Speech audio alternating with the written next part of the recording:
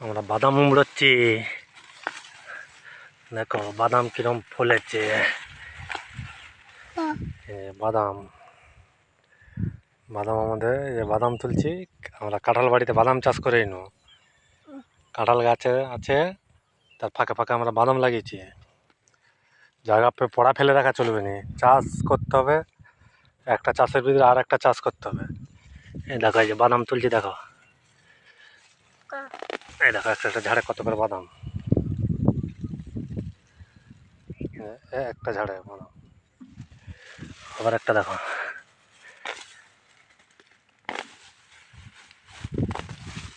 দেখো কত বাদাম। রাজমিস্ত্রির কাজ করি, আবার মাঝখানে আবার বাদাম চাষও করছি। লাইক কমেন্ট সাবস্ক্রাইবারটা করবো একটু, একবারে দেখে চলে গেলে হয়।